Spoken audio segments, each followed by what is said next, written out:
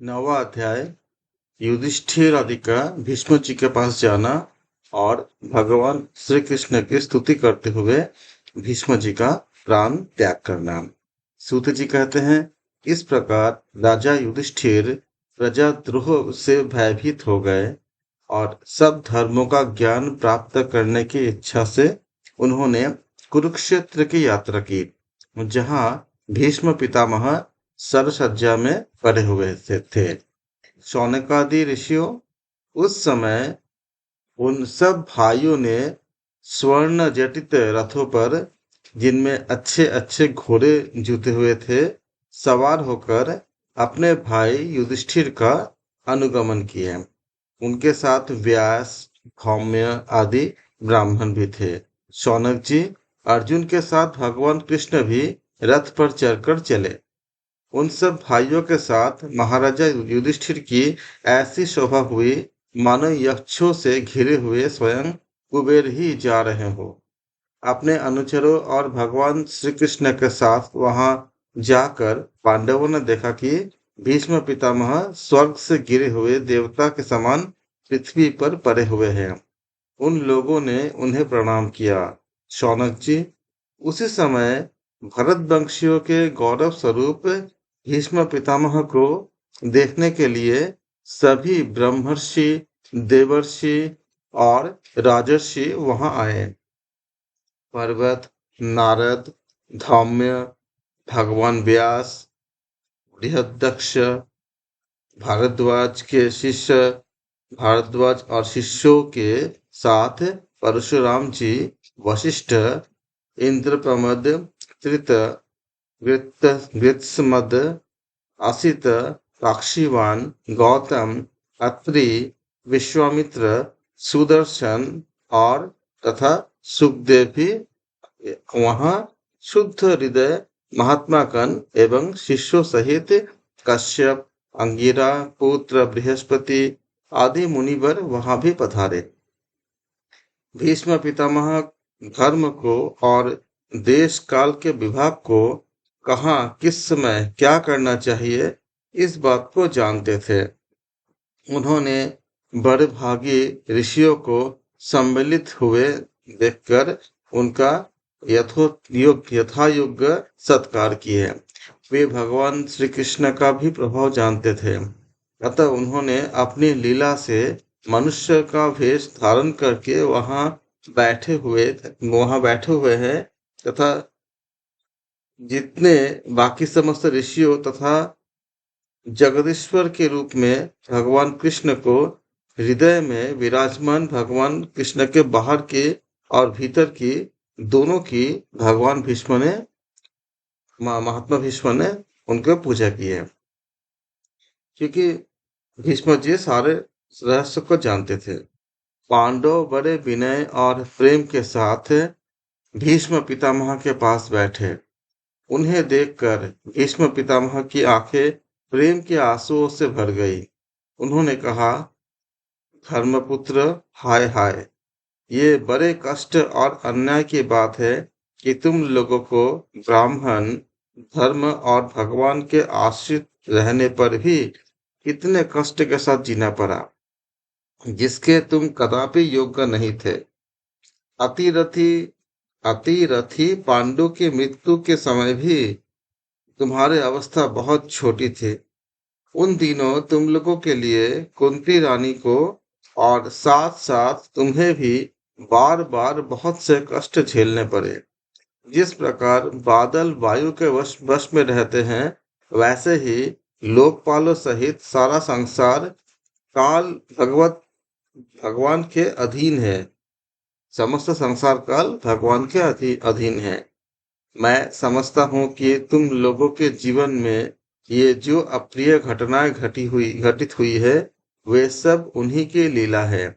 नहीं तो जहाँ साक्षात धर्मपुत्र राजा युधिष्ठिर हो, गदाधारी भीमसेन और धनुर्धारी अर्जुन रक्षा का काम कर रहे हो, गांडीव धनुष हो और स्वयं श्री कृष्ण सुहृद हो, भला वहां विपत्ति की संभावना कहाँ होती है, कहाँ से आ सकती है। ये काल रूप श्री कृष्ण अब कब क्या करना चाहते हैं, इस बात को कोई भी नहीं जानता। बड़े बड़े ज्ञानी भी इसे जानने की इच्छा करके मोहित हो जाते हैं। हे युधिष्ठिर, संसार की ये सब घटनाएं इ- ईश्वर की इच्छा के अधीन है। उन्हीं का अनुसरण करके तुम इस अनाथ प्रजा का पालन करो, क्योंकि अब तुम ही इनके स्वामी, इन्हें पालन करने में समर्थ हो। ये श्री कृष्ण साक्षात भगवान हैं। ये सबके आदि कारण और परम पुरुष नारायण हैं। अपनी माया से लोगों को मोहित करते हुए ये यदुवंशियों में छिपकर लीला कर रहे हैं। इनका प्रभाव अत्यंत गूढ़ एवं रहस्यमय है।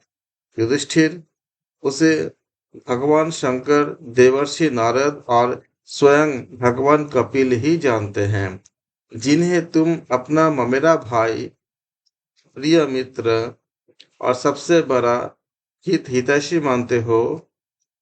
जिन्हें तुमने प्रेमवश अपना मंत्री, दूत और सारथिक बनाने में संकोच नहीं किया, वे स्वयं परमात्मा है। इन सर्वात्मा, समदर्शी, अद्वितीय, अहंकार रहित और निष्पाप परमात्मा में उन ऊंचे नीचे कार्यों के कारण विषमता कभी भी किसी भी प्रकार की विषमता उनमें कभी ऐसा लगता है कि विषमता होती है। लेकिन युधिष्ठिर ने कहा कि इस प्रकार सर्वत्र सम होने पर भी देखो तो सही, वे अपने जो प्रेम करते हैं, ऐसे अनन्य प्रेमी भक्तों पर कितने कृपा करते हैं। यही कारण है कि ऐसे समय में, जबकि मैं अपने प्राणों का त्याग करने जा रहा हूँ, इन भगवान श्री कृष्ण, इन्होंने मुझे साक्षात दर्शन दिए हैं। भगवत परायण योगी पुरुष भक्ति भाव से इनमें अपना मन लगाकर और वाणी से इनमें नाम का कीर्तन करते हुए शरीर का त्याग करते हैं और कामनाओं से तथा कर्म के बंधन से छूट जाते हैं। वे ही देव भगवान अपने प्रसन्न हास्य और रक्त कमल के समान अरुण नेत्र से उल्लसित मुख वाले चतुर्भुज रूप में, जिसका और लोगों को केवल ध्यान में दर्शन होते हैं, तब तक यही स्थित रहकर प्रतीक्षा करे, जब तक मैं इस शरीर को त्याग न दूं।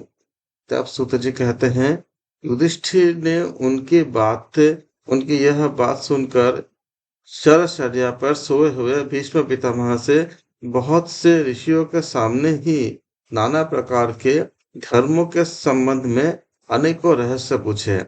तब तत्ववेत्ता भीष्म पितामह ने वर्ण और आश्रम के अनुसार पुरुष के स्वाभाविक धर्म और वैराग्य तथा राग के कारण विभिन्न रूप से बतलाए हुए निवृत्ति और प्रवृत्ति, द्विविध धर्म, दान धर्म, राजधर्म, मोक्ष धर्म, स्त्री धर्म और भगवत धर्म, इन सब का अलग अलग संक्षेप में और विस्तार से वर्णन किए। शौनक जी, इनके साथ ही धर्म, अर्थ, काम और मोक्ष, इन चारों पुरुषार्थों का तथा इनकी प्राप्ति के साधनों का अनेकों उपाख्यान और इतिहास सुनाते हुए विभागशः इनका वर्णन किए। भीष्म पितामह इस प्रकार धर्म का प्रवचन कर ही रहे थे कि वह उत्तरायण का जो समय है, एक होती दक्षिणायन, एक होती उत्तरायण, तो वह उत्तरायण का समय आ पहुंचा, जिसे मृत्यु को अपने अधीन रखने वाले भगवत परायण योगी लोग चाहा करते हैं। उस समय हजारों रथियों के नेता भीष्म पितामह का वाणी का संयम भीष्म पितामह ने वाणी का संयम करके मन को सब ओर से हटाकर अपने सामने स्थित आदि पुरुष भगवान श्री कृष्ण में लगा दिया। भगवान श्री कृष्ण उनके कृष्ण के सुंदर चतुर्भुज विग्रह पर उस समय पीतांबर फहरा रहा था। भीष्म जी की आंखें उसी पर एकटक लग गई थी। उनको शस्त्रों की चोट से जो पीड़ा हो रही थी, वह तो भगवान के दर्शन मात्र से ही दूर हो गई तथा भगवान की विशुद्ध धारणा से उनके जो कुछ भी अशुभ शेष थे, वे सभी नष्ट हो गए। अब शरीर छोड़ने के समय उन्होंने अपनी समस्त इंद्रियों के वृत्ति विलास को रोक दिया और बड़े प्रेम से भगवान की स्तुति की है।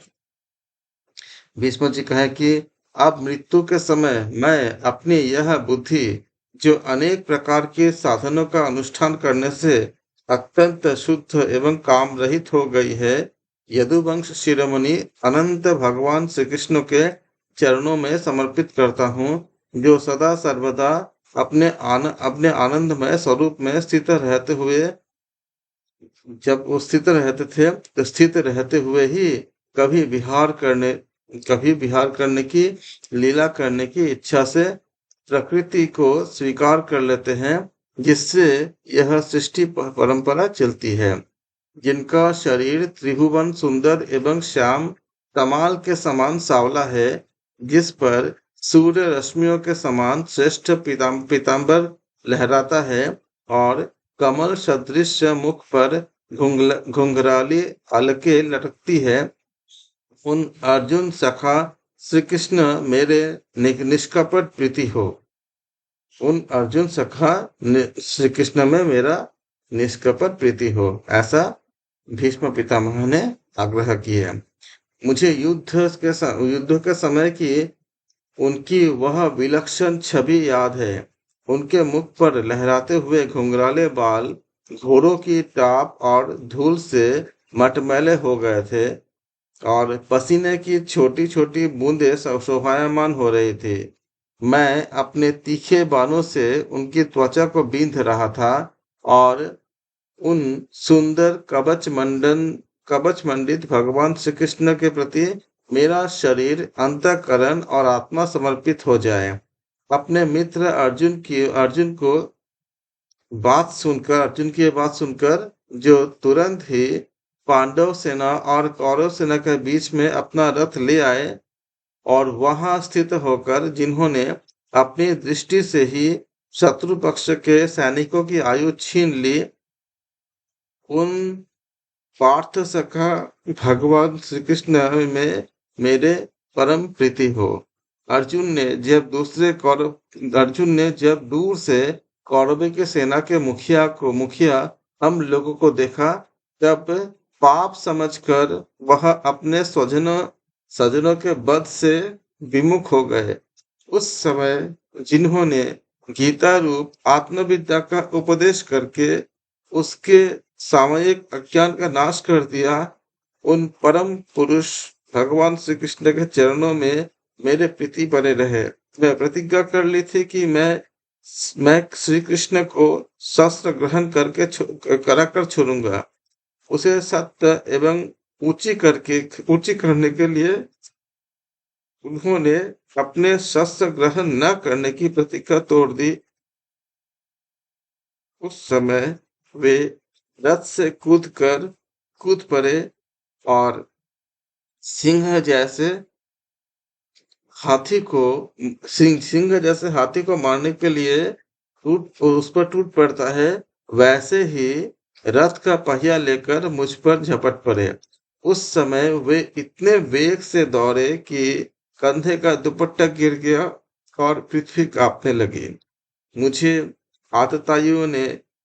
आतताइयों ने तीखे बाण मार कर उनका शरीर का कवच तोड़ डाला था। इससे सारा शरीर लहूलुहान हो रहा था।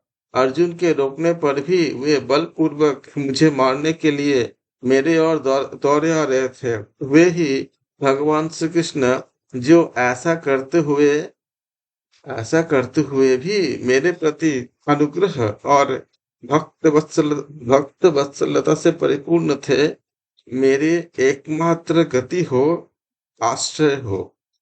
अर्जुन के रथ की रक्षा के अर्जुन के रथ की रक्षा में सावधान जिन श्री कृष्ण के बाएं हाथ में घोड़ों की रास थी और दाहिने हाथ में चाबुक, इन दोनों शोभा से उस समय जिनकी अपूर्व छवि बन गई थी तथा महाभारत युद्ध में मरने वाले वीर जिनकी इस छवि का दर्शन करते रहने के कारण सारूप्य मोक्ष को प्राप्त हो गए थे सारूप्य मोक्ष को प्राप्त हो गए, उस पार्थ सारथी भगवान श्री कृष्ण में मुझ मरणासन्न